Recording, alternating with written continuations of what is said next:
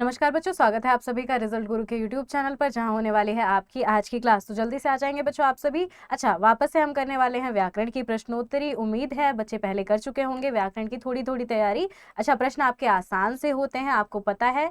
अगर आपने PYQ देखा होगा अपने एग्जाम का, आपके प्रश्नों का स्तर जहाँ पर यहाँ बच्चे आपसे आसान आसान प्रश्न पूछे जाते हैं, लेकिन एग्जाम में आपसे बड़े बड़े प्रश्न पूछे जा रहे हैं। तब आप यहाँ से और एग्जाम में कितना अंतर देख पाएंगे बच्चों, ध्यान देंगे। अगर आपने छोटे छोटे प्रश्न किए हैं तो एग्जाम में जाने के बाद बड़े प्रश्न करना थोड़ा आसान हो जाता है। अगर एग्जाम में आपको 4 मुहावरे ही दे, लेकिन पूछे निम्नलिखित में से आपके मुहावरे और अर्थों में से असंगत कौन सा है, अगर आपने चारों मुहावरे अलग अलग करके चारों मुहावरों की अलग अलग प्रश्नोत्तरियां की हैं तो वो करना आपके लिए थोड़ा आसान हो जाता है। इसीलिए बच्चे हम इस हिसाब से प्रश्नोत्तरी कर रहे हैं, जहां पर आपके प्रश्न थोड़े सरल सरल होंगे, छोटे प्रश्न होंगे, लेकिन आपको समझ आए सही से। चलिए, जो बच्चे नए हैं वापस से टेलीग्राम चैनल बच्चों ज्वाइन करें, ताकि क्लास से रिलेटेड सारी जानकारी आपको मिले। आपकी क्लास कब कब होती है, कौन कौन से एजुकेटर आपको पढ़ाते हैं, ये सारी चीजें आपको पता चले। अच्छा, टाइम टेबल भी अपना ध्यान से देख लीजिए कि आपको कौन कौन से एजुकेटर कब कब पढ़ा रहे हैं। चलिए, पहला प्रश्न देखेंगे। पहला प्रश्न देखिए, आपका पहला प्रश्न है, कृतज्ञ किसका संक्षिप्तीकरण है। कृतज्ञ किसका संक्षिप्तीकरण है? उपकार करने वाले का, उपकार कराने वाले का, किए हुए उपकार को मानने वाले का, या किए हुए उपकार को न मानने वाले का। कृतज्ञ किसका संक्षिप्तीकरण है? एक बार प्रश्न देखें, उसके बाद उत्तर देना थोड़ा सा आसान हो जाएगा। अगर बच्चों आपको कृतज्ञ शब्द का अर्थ पता है तो बहुत आसान लगेगा आपको ये प्रश्न। चलिए, प्रश्न देखेंगे। कृतज्ञ पूछा गया है, कृतज्ञ का अर्थ क्या होता है? कृतज्ञ शब्द आपने सुना होगा, एक शब्द आपने सुना है कृतज्ञ। दोनों किसके लिए प्रयोग होते हैं? कृतज्ञ शब्द कौन होता है? माफी, कृतज्ञ बच्चों कौन होता है? कृतज्ञ किसी व्यक्ति के लिए प्रयोग किया जाता है। उपकार करने वाला, उपकार कराने वाला, अच्छा दोनों ही गलत है। उपकार मानने वाले की बात होती है, उपकार करने वाले की बात होती है। ठीक है, तो किए हुए उपकार को मानने वाला या किए हुए उपकार को ना मानने वाला कृतज्ञ व्यक्ति क्या कहलाता है? जो किए हुए उपकार को मानता हो। किसी पर आपने थोड़ा सा एहसान किया, किसी को आपने जरूरत के समय पर पेन दे दिया, वो व्यक्ति क्या करता है? आपकी जरूरत पर मानता है कि हाँ ठीक है, सामने वाले ने मेरी सहायता की थी। तो बस इतना मान लेना कि सामने वाले ने मेरी सहायता की, यही क्या कहलाएगा? कृतज्ञ होना कहलाता है। तो किए हुए उपकार को मानने वाला, सी आंसर बच्चों सही होगा। किए हुए उपकार को मानने वाला कहलाता है कृतज्ञ, किए गए उपकार को ना मानने वाला कृतज्ञ कहलाएगा। कृतज्ञ शब्द आपने सुना होगा। कृतज्ञ व्यक्ति कौन होता है? जो किए गए उपकार को न मानता हो। तो आपका सी उत्तर होगा सही। चलिए, अगले प्रश्न पर चलेंगे। निम्नलिखित में से कौन सा आपका शब्द है तत्सम? तत्सम शब्द पूछा गया है। मछली तत्सम होगा, मठिया तत्सम होगा, माला होगा, या होगा मार्ग। अच्छा, माला का अर्थ बच्चे जानते हैं, मार्ग का अर्थ बच्चे जानते हैं? एक बार सोच कर देखिए। तत्सम शब्द में आपको र वाली मात्राएं मिलती हैं, आपको श शब्द मिलता है, आपको स शब्द भी मिलता है। अच्छा, आपका एक है तालु वाला श, एक है मूर्धा वाला श, कंफ्यूज नहीं होंगे। निम्नलिखित में से कौन सा बच्चों आपका है तत्सम शब्द? तत्सम शब्द से क्या अभिप्राय है? तत्सम अर्थात संस्कृत वाला शब्द, ऐसा शब्द जो संस्कृत भाषा का है, लेकिन जब वो हिंदी में प्रयोग हो, लेकिन बिगड़ कर प्रयोग हो। अगर ज्यों का त्यों प्रयोग होता है, माफी, ज्यों का त्यों प्रयोग होता है, अगर बच्चों संस्कृत से लिया हुआ शब्द ज्यों का त्यों प्रयोग हो। बार बार क्यों बोला जा रहा है? ताकि एकदम परिभाषा आपके दिमाग में बैठ जानी चाहिए। शब्दों के साथ क्या होता है बच्चों, एग्जाम में हो सकता है आपसे कोई ऐसा शब्द पूछ ले जिस पर आपने कभी प्रैक्टिस ना की हो। संधि का कोई ऐसा शब्द हो सकता है, समास के कोई ऐसे पद हो सकते हैं, लेकिन अगर आपको परिभाषाएं आती हैं तो भी आप लगभग लगभग उत्तर पर पहुंच सकते हैं। तो संस्कृत के वे शब्द जो ज्यों के त्यों प्रयोग में आते हैं, वैसे के वैसे ही वे कहलाते हैं आपके तत्सम शब्द। तद्भव क्या होते हैं? जिनका रूप बिगड़ जाता है। एकदम आसान है समझना। मछली का रूप बिगड़ा हुआ है, मठिया का रूप भी बिगड़ा हुआ है, मार्ग शब्द या माला शब्द, तो माला का रूप भी बिगड़ा हुआ है। अच्छा, मछली का कौन सा शब्द होगा तत्सम? मछली का तत्सम शब्द बताइए। यह आपका तद्भव शब्द है, लेकिन तत्सम शब्द आप सभी कमेंट करके बताएंगे। तद्भव शब्द बताएंगे किसका? माफी, तद्भव बच्चों आपका शब्द है, आपको बताना है तत्सम संस्कृत वाला बताइए। बाकी आपका सही उत्तर क्या होगा बच्चों? मार्ग सही होगा, डी बिल्कुल ठीक होगा। अश्व का पर्यायवाची शब्द नहीं है, नहीं पूछा गया है। इनमें से कौन सा अश्व का पर्यायवाची नहीं है? अखाड़ा, घोटक और सैंधव। इनमें से कौन सा पर्यायवाची नहीं है घोड़े का? अच्छा, आपको तो बता भी दिया गया है। एक पर्यायवाची क्या होगा बच्चों? एक पर्यायवाची होगा आपका घोड़ा भी। अश्व का क्या अर्थ होता है? घोड़ा। एक आपने शब्द सुना होगा अस्तबल। अस्तबल किसके लिए प्रयोग किया जाता है? अस्तबल शब्द बताएं।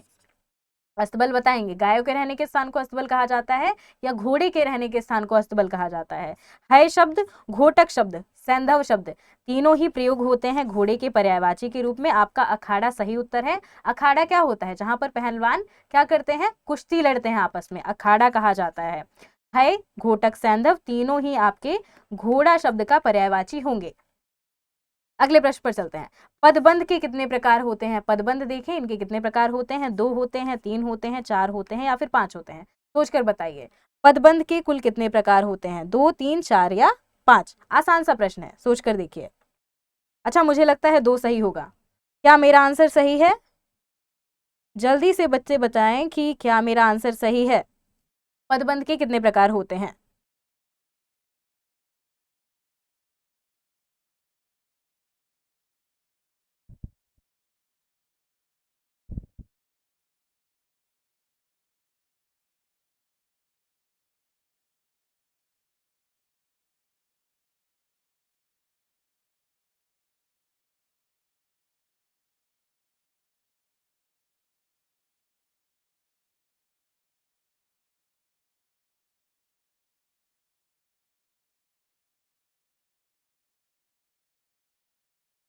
चलिए ठीक है,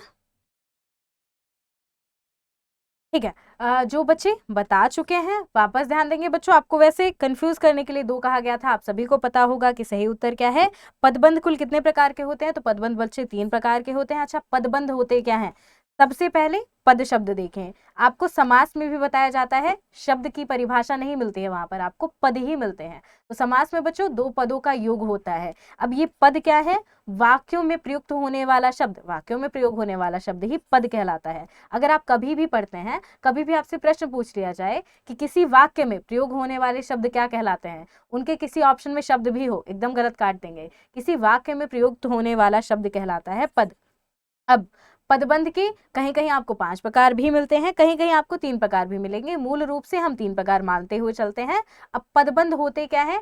पदबंध थोड़ा सा सोचकर देखें। अच्छा, आपका ये बड़ा सा वाक्य क्या कहलाएगा? पदों का मेल वाक्य कहलाता है। अब 2 या 2 से अधिक पदों के माध्यम से, लेकिन वाक्य पूरा भी ना हुआ हो, 2 या 2 से अधिक पद हो गए हो, उनके माध्यम से भी जब आपका संदेश प्रकट हो जाए, वही क्या कहलाता है? वह आपका पदबंध कहलाता है। एक अच्छा सा उदाहरण है आपका कि नदी बहती चली जा रही है। नदी बहती चली जा रही है। अब यहां से ये आपका पूरा वाक्य हुआ। ये वाक्य पूरा हुआ और किन किन से निर्मित हुआ बच्चों? नदी बहती चली जा रही है, अलग अलग पदों के माध्यम से। लेकिन अगर यहां से आप देखें बहती से चली जा रही है तक, बहती चली जा रही है भी आपका निश्चित अर्थ प्रकट करेगा। अगर नदी नहीं लिखा हो, है आप हटा दें तो भी निश्चित अर्थ मिल जाएगा। बहती चली जा रही है से हवा बहती चली जा रही है, बहती चली जा रही है आपका निश्चित अर्थ प्रकट करेगा।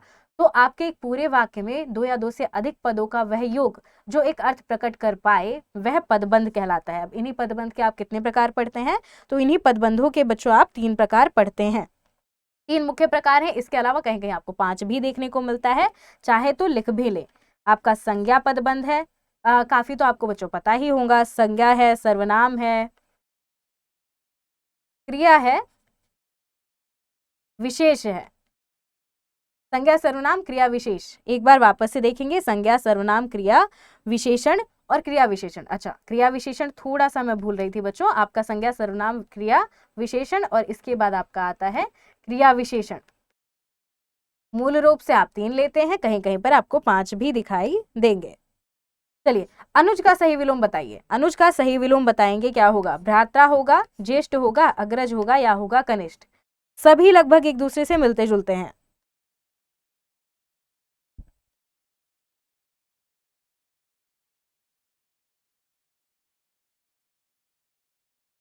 बताएंगे अनुज का सही विलोम, भ्राता ठीक है, ज्येष्ठ ठीक है, अग्रज ठीक है या कनिष्ठ ठीक है। अच्छा, अनुज क्या होता है? अनुज शब्द आपने किसके लिए प्रयोग किया होगा? अपने से छोटे के लिए। अपने छोटे भाई को आप क्या कहते हैं? अनुज कहते हैं। अपने से बड़े भाई को क्या कहेंगे आप? क्या कहलाएगा अपने से बड़ा भाई? अग्रज कहलाएगा, ज्येष्ठ कहलाएगा, कनिष्ठ कहलाएगा या फिर भ्राता कहलाएगा। अच्छा, कनिष्ठ का प्रयोग आप किसके लिए करते हैं? कनिष्ठ का प्रयोग भी आप छोटे के लिए करते हैं। कनिष्ठ उंगली आपने सुना होगा, तो कनिष्ठा उंगली किसे कही जाती है? तो आपकी छोटी वाली उंगली को। तो अनुज का सही विलोम क्या होगा? अनुज का सही विलोम होता है अग्रज। अच्छा, ज्येष्ठ किसका सही विलोम होता है? ज्येष्ठ का अर्थ भी होता है बड़ा, लेकिन ज्येष्ठ का बताएं सही विलोम क्या होगा? ज्येष्ठ का सही विलोम आप सभी बच्चे बताएंगे। सूरदास ने किस भाषा में सूरसागर की रचना की है? आसान सा प्रश्न है। सूर की ज्यादातर रचनाएं, सूर किस काल के कवि हैं? तो बच्चों भक्ति काल के कवि हैं। अब भक्ति काल में, रीति काल में, आदि काल में आपको मिली जुली भाषा दिखाई देती है, लेकिन भक्ति काल और रीति काल इस भाषा का बड़ा ही प्रचलित समय माना जाता है। अब सबसे ज्यादा कविताएं भी इसी भाषा में रची गई हैं, जो रची जाती थी कब तक? आप अगर देखेंगे आधुनिक काल, कम से कम 1900 संवत 1900 से पहले पहले तक आपको अधिकतम इसी भाषा में मिलेंगी कविताएं। अच्छा, इसीलिए इसे भाषा भी कहा जाता है। ये है बोली, वर्तमान में आप इसका बोली वाला रूप पढ़ते हैं, लेकिन अभी इसे भाषा कहा जाता है अभी भी। अवधी, खड़ी बोली, ब्रज या राजस्थानी? लिखा हुआ है अधूरा रूप ही बच्चों, सी सही होगा, ब्रज भाषा। ब्रज भाषा शब्द आपने सुना होगा। आप कहाँ पढ़ते हैं? ब्रज बोली के रूप में पढ़ते हैं। कहाँ पर? पश्चिमी हिंदी में। पश्चिमी हिंदी के अंतर्गत बच्चों आप पढ़ते हैं ब्रज भाषा। ये क्या है? आपकी बोली है, लेकिन ब्रज भाषा का रूप इतना ज्यादा विकसित था, कविता में इसका प्रयोग इतना ज्यादा होता था कि भाषा का रूप प्राप्त कर चुकी थी पहले के समय में। अच्छा, सूरदास की अधिकतम रचनाएं आपको किस में मिलती हैं? सूरदास की सभी रचनाएं, लगभग सभी रचनाएं आपको मिलती हैं ब्रज भाषा में ही। अच्छा, वहीं अगर बात करें हम तुलसी की, तुलसी कौन? जिन्होंने क्या लिखा? रामचरितमानस। टीवी पर बच्चों जो आपको रामायण वाला रामायण देखने को मिलता है, वो किस पर आधारित है? वो वाल्मीकि की रामायण पर आधारित नहीं है, वो तुलसी की रामचरितमानस पर ही आधारित है। तो कंफ्यूज नहीं होंगे। वाल्मीकि ने क्या लिखी थी? आपकी रामायण लिखी थी, संस्कृत वाली। अब तुलसी ने क्या लिखी है? अवधी में। अवधी में तुलसी क्या लिखते हैं? अवधि में, अवध देश की भाषा, अवध प्रांत की भाषा क्या कहलाती है? अवधि कहलाती है। अवध में ही तुलसी क्या लिखते हैं? अवधि में ही वो लिखते हैं रामचरितमानस। तो कंफ्यूज ना हो। अब कभी भी आपसे कोई ये सवाल करे कि हाँ बताइए रामायण किस भाषा में लिखी गई है, और आप जब टीवी में रामायण देख रहे हैं वो किस पर आधारित है, तो कंफ्यूज नहीं होंगे आप। अच्छा, नवल सुंदर श्याम शरीर की, सजल नीरद सी कल कांति थी। कुछ नहीं समझ आया। इतना लंबा चौड़ा आपने वाक्य पढ़ा, लेकिन अगर आपको तब भी कुछ समझ में नहीं आया, तो भी क्या आप बता सकते हैं कि इसमें अलंकार कौन सा है? अलंकार की बच्चों हम थोड़ी थोड़ी टिक देखते हुए भी चलते हैं। रूपक है, श्लेष है, उपमा है या है उत्प्रेक्षा? अच्छा, जो बच्चे पढ़ चुके हैं उनके लिए बताया जाए। मान लीजिए आपने पूरी पंक्ति पढ़ी, आपको कुछ नहीं समझ में आया कि नवल सुंदर श्याम शरीर की, सजल नीरद सी कल कांति थी। अब क्या है? कल कांति किसके समान थी? सजल नीरद के समान। नीरद किसका पर्यायवाची है? नीर देने वाला। बादल के समान। अगर नीरज लिखा होता तो कमल हो जाता, नीरद ही लिखा होता तो समुद्र हो जाता। कंफ्यूज नहीं होंगे। अगर अंत में नीरद ही लिखा होता, समुद्र हो जाता, समुद्र का पर्यायवाची। नीरद लिखा है तो बादल का पर्यायवाची होगा। अगर नीरज लिखा होता तो किसका पर्यायवाची होता? कमल का पर्यायवाची होता। अब नवल सुंदर श्याम शरीर की, सजल नीरद सी कल कांति थी। अब जहां पर आपको शब्दांश मिले क्या? सा, से, सी, सम, इसके अलावा सरिस। एक आपने पद सुना होगा, पीपर पात सरिस मंडोला। किसके समान मंडोल रहा है? पीपल के पत्ते के समान। तो जहां पर आपके ऐसे शब्दांश आ जाए, सा आ जाए, से, सी, सम, किसके लिए प्रयोग होते हैं? तुलना के लिए प्रयोग होते हैं। अब ये तुलना वाला है कि नायिका का रूप किससा सुंदर है? नायिका का रूप चांद सा सुंदर है। तो चांद के साथ सा लगाना क्या दिखा रहा है? तुलना दिखा रहा है। अब जहां पर आपका सा से सी सम मिल जाए, कौन सा अलंकार होगा? वही होगा आपका उपमा अलंकार। अच्छा, श्लेष में आपका अर्थ चिपका होता है, एक ही शब्द होगा लेकिन उसके दो दो अर्थ निकलेंगे। रूपक में कौन सा अलंकार होगा? रूपक में आपको उपमान और उपमेय में अभेद दिखाई देता है। अच्छा, उपमान उपमेय क्या होते हैं? उपमान क्या है? उपमेय क्या है? उपमान किसकी तुलना की जा रही है? उपमान क्या होगा आपका? नायिका के रूप की तुलना की गई किससे? चंद्रमा से। तो नायिका के रूप को किसका उपमान दिया गया? चंद्रमा का। उपमान जिससे बच्चों तुलना की जाती है उसे हम कहते हैं उपमान। तो चंद्रमा आपका उपमान हुआ। उपमेय किसकी तुलना की जा रही है? तो नायिका के रूप की तुलना की गई है, तो नायिका का रूप क्या होगा? उपमेय होगा। उत्प्रेक्षा में 4 यहां पर भी आपको शब्दांश मिल जाएंगे, चलिए बता ही दिया जाए। जानो, मानो, जनु, तनु, ये आपको जहां मिल जाए, जानो मानो जनु तनु, वहां पर क्या होगा? उत्प्रेक्षा अलंकार होगा। अगर इतना भी याद रहता है तो उत्प्रेक्षा में उपमा में आपको समस्या नहीं आएगी। चिड़िया मार में कौन सा समास है? अच्छा, अब आ गए आसान वाले प्रश्नों पर कि भाई समास बताइए, चिड़िया मार में कौन सा समास होगा। प्रश्न एक बार देखेंगे फिर बताएंगे कि चिड़िया मार में कौन सा समास है। अपादान तत्पुरुष है, कर्म तत्पुरुष है, करण है, संबंध है। अच्छा, हर ऑप्शन में अगर लगा है तत्पुरुष तो आपको पता होगा तत्पुरुष समास के बारे में। बच्चों समास क्या होता है? समास है 2 पदों का योग, जहां पर आपके 2 या 2 से अधिक पदों का योग हो।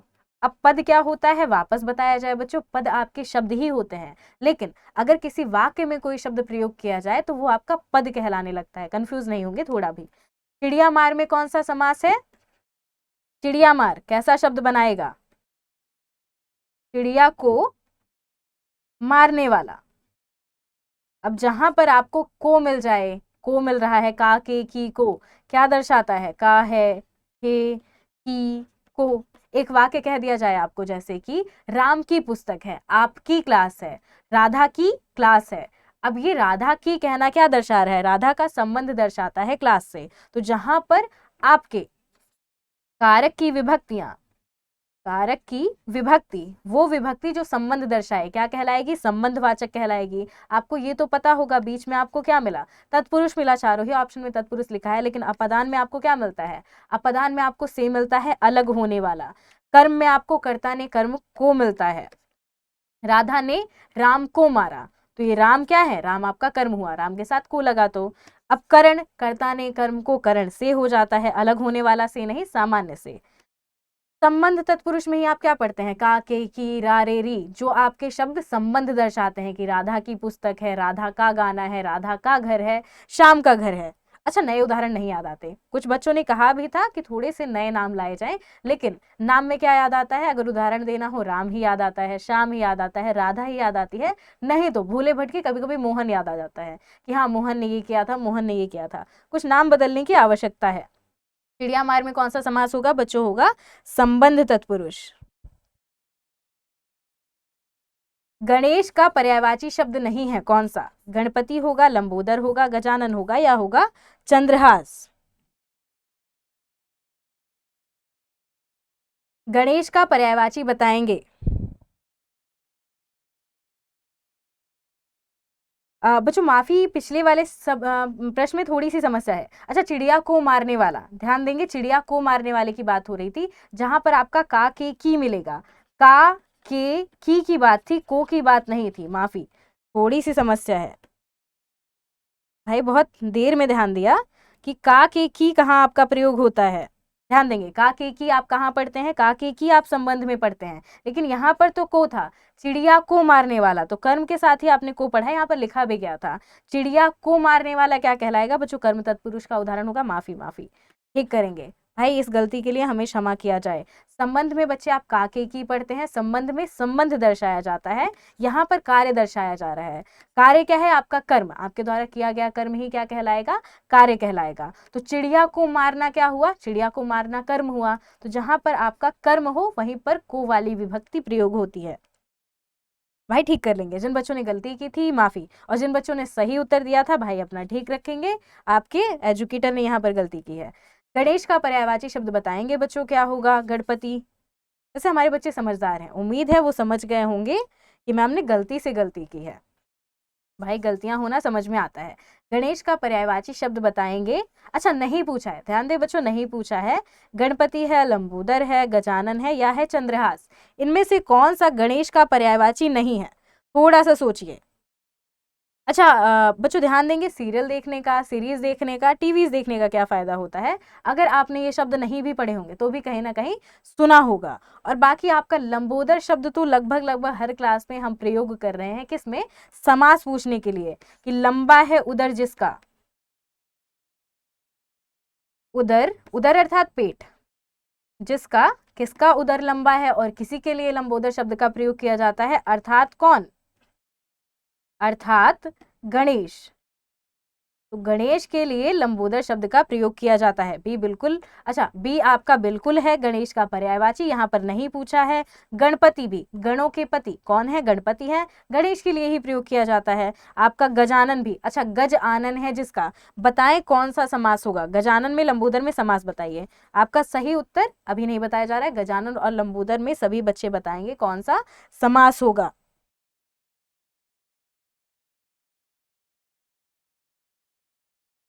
आसान है, क्यों आसान है, लंबोदर गजानन, गज आनन है जिसका, गजानन किसके लिए प्रयोग किया जाता है, जिसका गज जैसा आनन है, हाथी वाला आनन, हाथी वाला सर किसका है, ये भी है गणेश का। तो गणपति, लंबोदर, गजानन तीनों ही पर्यायवाची हैं गणेश के, लेकिन चंद्रहास, चंद्रहास गणेश का पर्यायवाची नहीं है।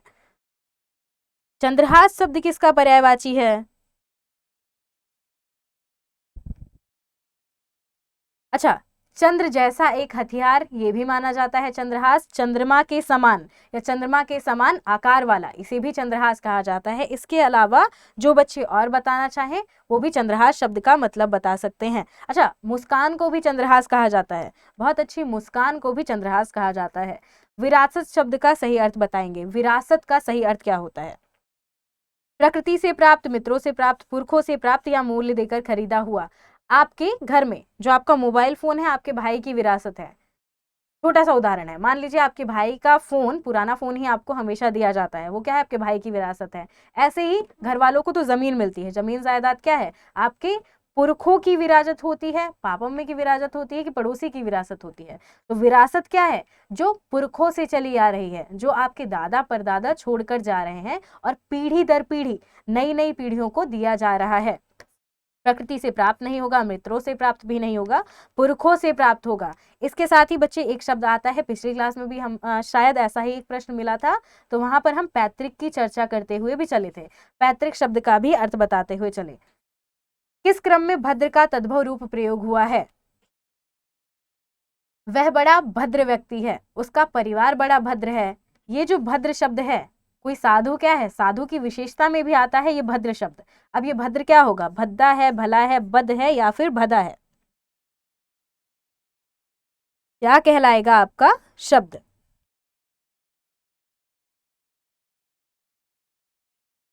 किस क्रम में भद्र का तद्भव रूप प्रयोग हुआ है, भद्दा, भला, बद या फिर बदा। अच्छा आसान है, भद्दा जब आपको बताया गया था बच्चों, भद्दा किसके लिए नहीं प्रयोग किया जाएगा, बिल्कुल आप नहीं प्रयोग करेंगे। अगर कोई कहता है आपका परिवार क्या है, बड़ा भद्र है, आपका व्यवहार बड़ा भद्र है, तो भले व्यवहार की बात कर रहा है, भद्दे व्यवहार की नहीं। भद्दा तो क्या हुआ, बुरा शब्द होता है, नकारात्मक शब्द होगा बच्चों, भला सही होगा। ए पर उम्मीद करते हैं कोई नहीं गया होगा। अनुपम का पर्यायवाची शब्द बताइए, अनुपम बार बार पूछा जा चुका है, 2 क्लास में मुझे याद है मैंने ही पूछा है आपसे अनुपम का पर्यायवाची। यहाँ पर बताएं, आपके ऑप्शन अलग है लेकिन शब्द तो वही है, यासव होगा, अतुल होगा, सहकार होगा या फिर स्प्रद होगा। अच्छा स्प्रद शब्द का बच्चे अर्थ खोज कर बताएं कि स्प्रद का अर्थ क्या होता है। आपको नए नए शब्द दिए जाएंगे, अगर शब्दों के अर्थ जानेंगे तो आगे समस्याएं नहीं आएगी। यासव का भी, अच्छा यासव आसान शब्द है, यासव तो कुछ बच्चों ने सुना ही होगा, जो बच्चों यासव सुन चुके हैं एक बार बताएं कि यासव का अर्थ क्या होता है। अच्छा अनुपम बच्चे किससे बना है, फिर आपका उपमा से बना है। उपमा का अर्थ क्या होता है, जिसकी तुलना की जा सकती है, जिससे तुलना की जा सकती है। आप उपमा अलंकार में पढ़ते हैं, उपमा अर्थात तुलना, लेकिन अनुपम क्या है, जिसकी तुलना ना की जा सके। अनुपम शब्द आप पढ़ते भी कहाँ पर हैं बच्चों, अनेक शब्दों में एक शब्द के लिए लिख दिया जाए, जिसकी तुलना ना की जा सके, क्या कहलाएगा, अनुपम कहलाएगा। बिल्कुल आपका कौन सा आंसर सही है, बिल्कुल बच्चों बी होगा सही। अच्छा स्वागतम में प्रयुक्त संधि बताइए कि स्वागतम में कौन सी संधि का प्रयोग हुआ है, दीर्घ संधि का, वृद्धि संधि का, यण है या फिर गुण है। स्वागतम में कौन सी संधि प्रयुक्त हुए है, संधि पूछा है समास नहीं पूछा है। अच्छा, कुछ कुछ बच्चों को कंफ्यूजन थी कि मैम इस ऑप्शन में संधि है, हमने तो ये समास में पढ़ा है। बच्चे थोड़ा सा ध्यान देंगे, बहुत सारे शब्दों में आपको समास और संधि साथ साथ मिलता है। बहुत आपको शब्द दिए जाएंगे, जैसे कि सबसे आसान सा उदाहरण लीजिए, हिमालय शब्द हुआ, हिम आलय है जिसका, या फिर जहां पर हिम है, हिम का सही समास विग्रह करेंगे तो क्या मिलेगा, हिम आलय है जहां। अच्छा, सही समास विग्रह नहीं हो रहा है, मुझसे भी सही समास विग्रह नहीं हो रहा। हिमालय का सही समास विग्रह करेंगे, हिम आलय है जो, हिम आलय है जिसका, जहां पर आपको हिम मिलता है, जैसे कि, माफी, ठीक है, याद आ गया, हिम के लिए आलय। बच्चों थोड़ा सा पढ़ते पढ़ते कंफ्यूजन होती है, हिम के लिए आलय क्या कहलाएगा, हिमालय कहलाएगा। अच्छा, याद कहाँ से आया, याद आया बच्चों विद्यालय से, कि विद्या के लिए आलय जब विद्यालय बनाता है तो हिम के लिए आलय हिमालय बनाएगा। अब जहां पर बच्चे आपका के लिए शब्द लग जाए, जहां पर के लिए लगे, विद्या के लिए आलय, हिम के लिए आलय, कौन सा समास होगा, के लिए आपको कौन सी विभक्ति में मिलता है, कर्ता ने कर्म को करण से संप्रदान के लिए, तो हिम के लिए आलय संप्रदान तत्पुरुष समास होगा, हिमालय में भी और आपका विद्यालय में भी। अब ऐसे ही अगर आप संधि देखें तो संधि में क्या होगा, हिमधन आलय क्या बनाएगा, हिमालय बनाएगा। कौन सी संधि होगी, तो दीर्घ संधि होगी, क्योंकि अ का योग हुआ है बड़े अ से। थोड़ा सा सूत्र देखते हुए चलें। अच्छा, स्वागतम की बात आई थी, स्वागतम में कौन सी संधि होगी, तो आपका सु धन आगतम। अच्छा, अगर स्वागत शब्द देखें, कहीं कहीं आपको स्वागतम नहीं स्वागत शब्द मिलेगा, माफी, स्वागत शब्द, जहां पर आपको स्वागत शब्द मिले, आसान सा है, सुधन आगत, कैसा आना, सु का प्रयोग आप किसके लिए करते हैं, सु उपसर्ग का अच्छा आना के लिए, तो सुधन आगत क्या कहलाएगा, स्वागत कहलाएगा। अच्छा, अब यहां पर क्योंकि स्वागतम था तो हमने पूरा शब्द लिखा, सुधन आगतम स्वागतम बनाएगा। किसका मेल हो रहा है, जहां पर आपके उ का मेल, ई का मेल या री का मेल हो जाए किसी विजातीय स्वर से, विजातीय अर्थात क्या, सजातीय होगा, तो आपका उ का ही दूसरा रूप या फिर वही रूप प्रयोग हो सकता है। लेकिन अगर बात आती है किसकी, अगर बात आए आपके शब्द की, सुधन आगतम क्या बनाएगा, स्वागतम बनाएगा। तो उ की मात्रा लगे विजातीय स्वर पर, आपकी ई की मात्रा लगे विजातीय स्वर पर, री की मात्रा लगे विजातीय स्वर पर, तो क्रमशः क्या प्राप्त होगा आपको, आपको य व र ये तीनों प्राप्त होंगे। अच्छा, क्रमशः क्या प्राप्त होंगे, य व र, य है, व है, र है, यही तीनों प्राप्त होंगी। दीर्घ, वृद्धि, यण और गुण, तीनों ही संधिया, माफी, चारों संधिया आपकी भेद किसकी है, चारों संधिया स्वर संधि की भेद है। एक बार चारों ऑप्शन देखिए फिर बताएं। अब ये आपको य व र कहाँ मिलता है, थोड़ी छोटी सी ट्रिक है, य से शुरुआत है तो आप क्या मान सकते हैं, यड़ संधि मान सकते हैं। अच्छा, जब मैं विद्यालय में थी, मुझे नहीं समझ में आती थी संधि, तो मैंने क्या याद किया था कि सूत्र रूप में जहां पर आपको य व र मिलता है, यण संधि है, क्योंकि य से शुरुआत होती है। य कब मिलेगा, ई से मेल होने पर, व कब मिलता है, उ वाला मेल होने पर। यहाँ पर उ का मेल हुआ था तो आपका उ किस में परिवर्तित हो जाएगा, उ परिवर्तित हो जाएगा वा में, बाकी वैसा का वैसा ही उतर जाएगा। तो सुधन आगतम, आगतम वैसे का वैसा ही, उ किस में परिवर्तित होगा, व में। तो सा के नीचे से आपकी उ की मात्रा हटी, सहारा हटा, तो आपका सा आधा हो जाएगा। चलिए, उम्मीद करते हैं बच्चों को ये समझ आया होगा, जिनको नहीं समझ आया होगा बच्चों एक बार आप क्लास देख लीजिए संधि वाली, ताकि कंफ्यूजन ना हो। पिता ने समझाया कि सदा सत्य बोलना चाहिए, यह वाक्य किसका उदाहरण है, पिता ने समझाया कि सदा सत्य बोलना चाहिए। क्या आपको यहाँ पर दो वाक्य दिखाई दे रहे हैं या फिर नहीं दिखाई दे रहे हैं, सोचकर बताइए, यहाँ पर दो वाक्य दिखाई देते हैं या फिर नहीं।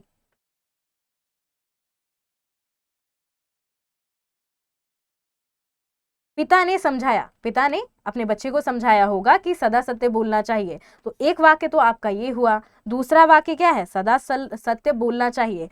तो सरल वाक्य में आप क्या देखते हैं, एक सीधा सा वाक्य होता है, राम ने खाना खाया, राम खाना खा चुका है।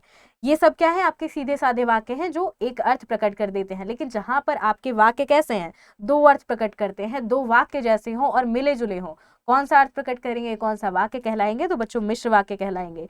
पिता ने समझाया कि सदा सत्य बोलना चाहिए, बच्चों कैसा वाक्य होगा, मिश्र वाक्य का उदाहरण होगा। अच्छा, आज्ञावाचक क्यों नहीं, क्योंकि कोई आज्ञा नहीं दी गई है, बस बताया है कि सदा सत्य बोलना चाहिए, ये नहीं कहा जा रहा है कि सदा सत्य बोलो। इच्छावाचक वाक्य भी नहीं है, सरल वाक्य तो नहीं है बच्चों, क्योंकि मिला जुला वाक्य है, मिश्रित वाक्य है।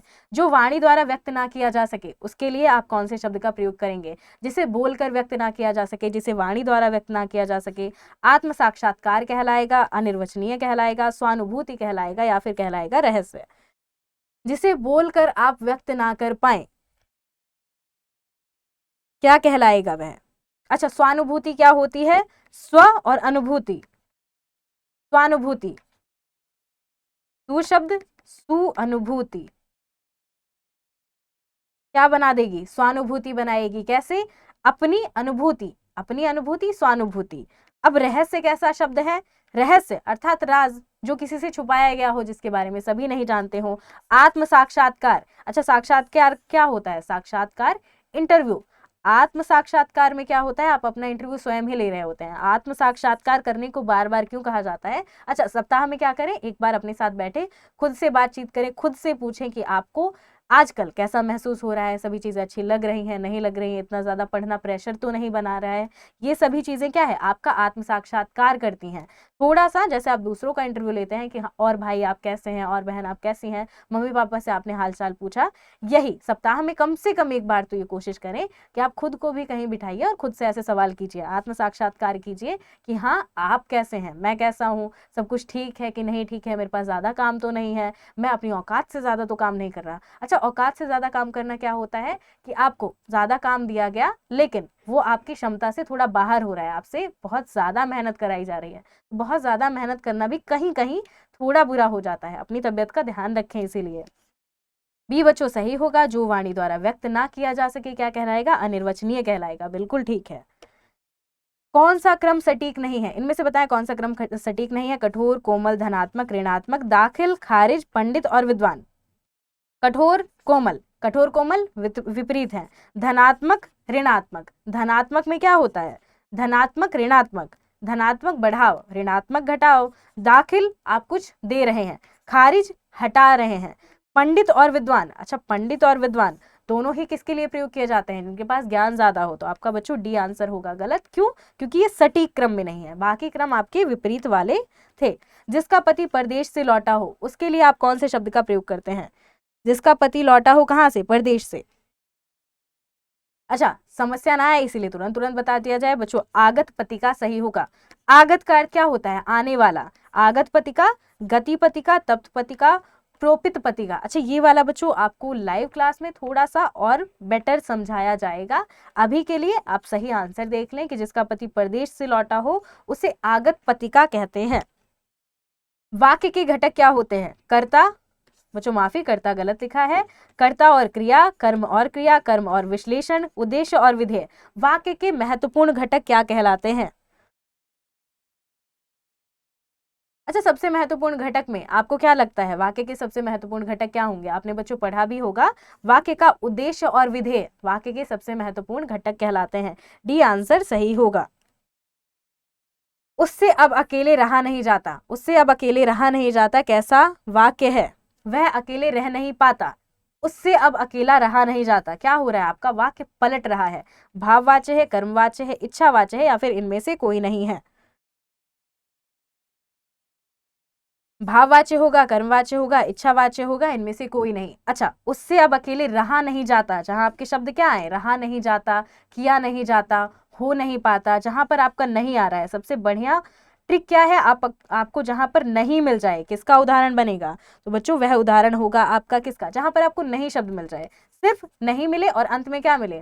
रहा नहीं जाता, पढ़ा नहीं जाता, हो नहीं पाता, नहीं जहां पर आपको शब्द मिलता है, किसका उदाहरण होगा बच्चों? भाववाच्य का उदाहरण होगा। अच्छा, अभी के लिए सिर्फ ये याद कर लें कि उससे अब अकेले रहा नहीं जाता किसका उदाहरण है? वह पढ़ नहीं पा रहा है, पढ़ नहीं पा रहा, उससे अब पढ़ा नहीं जाता। मैं पढ़ नहीं पा रहा, मुझसे अब पढ़ा नहीं जाता। पूरा वाक्य आपका विपरीत हुआ, किसका उदाहरण बनेगा? भाववाच्य का। पूजा को नौकरी नहीं करनी है, इसमें रेखांकित शब्द में कारक बताइए। अच्छा, पूजा को नौकरी नहीं करनी है, पूजा को, यह है आपका रेखांकित वाक्य। अब यहाँ पर आप कारक बताएंगे। बाकी बच्चों हमारी क्लास का समय यहीं पर समाप्त होता है। मिलते हैं आपसे अगली क्लास में। कारक वाली विभक्तियां बच्चों आपको बताई गई हैं। उम्मीद करते हैं इस वाले प्रश्न में कोई गलती नहीं करेगा। आपसे अगली क्लास में मिलेंगे।